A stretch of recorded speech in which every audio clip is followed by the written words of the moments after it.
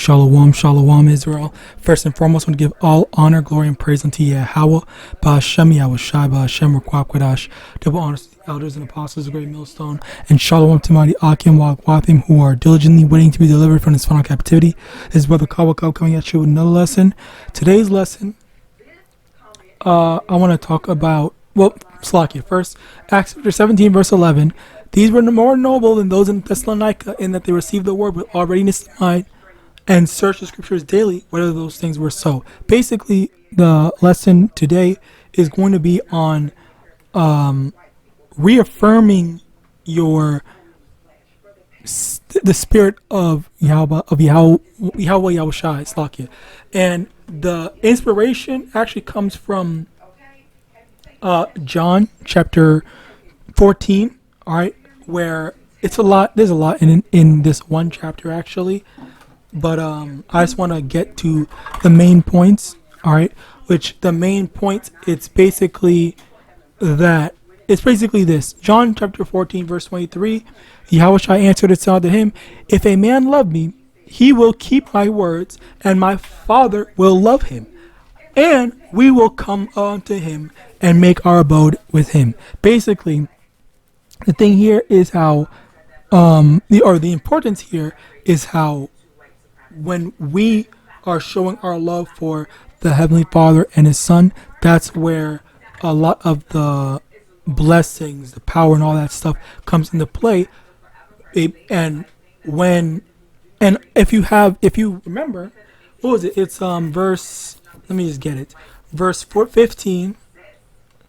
John 14:15. If you love me, keep my commandments. This is harmonious because it guides us into understanding more things in, like, how do you actually demonstrate said love? How do you actually better embody, the values of what Yahawashi expect of us and want from us, for us to have the actual embodiment of that, as of the spirit of Yahawashi, as well as a faithful servant.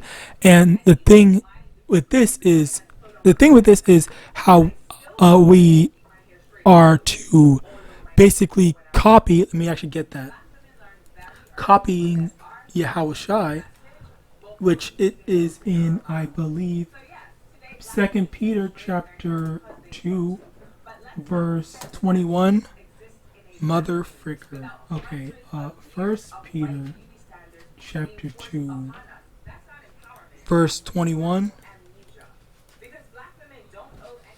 Yes, 1 Peter chapter 2, verse 21.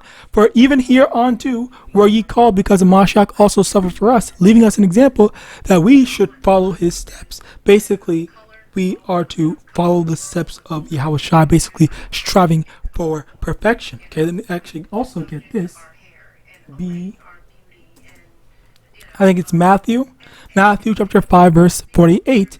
Be ye therefore perfect, even as your Father which is in heaven is perfect. So we are basically commanded to strive for perfection and attempt to be perfect, rather than just taking a defeatist mentality and saying, oh yeah, I can't do it, it's too much, or it's that, it's this, or it's whatever, where most of the effort, you're not actually putting it into it. You're just saying, oh well, this is unrealistic, this is too much, I can't, or basically making 1,000 excuses as to why you can't, rather than actually putting the efforts to attempt to try. Which, that's where you have the Christianity thing where they say, oh well, the law, we can't keep the law, we can't do the law, this and the third, blah blah, when the scriptures even say, verse in John 14:15, which we already read, if you love me, keep my commandments. All right, so basically, let me also get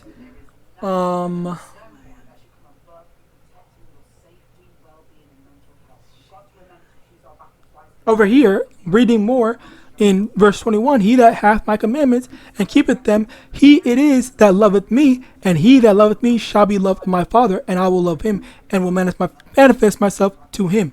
All right, so that's basically where you have that. That's basically where you see the love is there.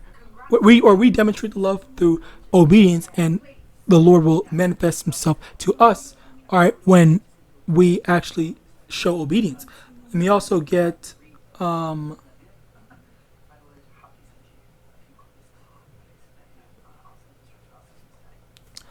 over here in verse,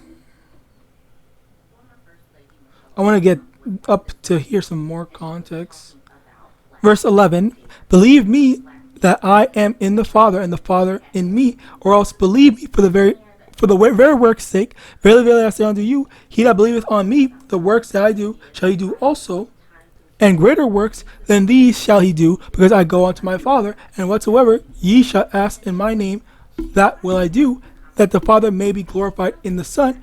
If ye ask anything in my name, I will do it. Basically, that connection, all right, is where there's the power, all right. So, and we also get this, or unless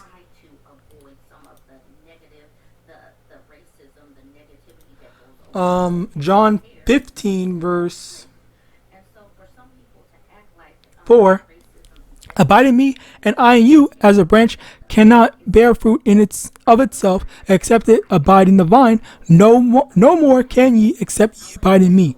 All right, so basically, that's basically the thing where we want the Lord to abide in us, and that's when the spirit of YAHAWAH, YAHAWASHI are going to be in us for us to strive to doing the best that we can and not just giving up. All right, and that's another thing. All right, I read this. No, hold on. I read that. Okay, so here, 2 Peter chapter 1 verse 10.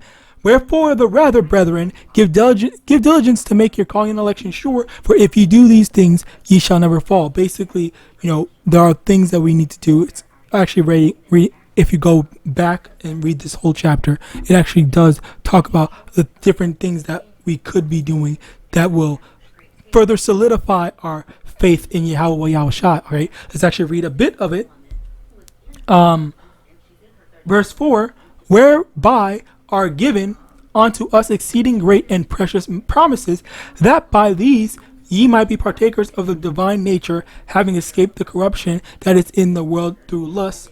And beside this, giving all diligence, add to your faith virtue, and to your virtue knowledge, and to knowledge temperance, and to temperance patience, and to patience godliness, and to godliness brotherly kindness, and to brotherly kindness charity. Basically, you see these different things where I think a big thing is discipline and self-control, right, where you do the right things rather than just being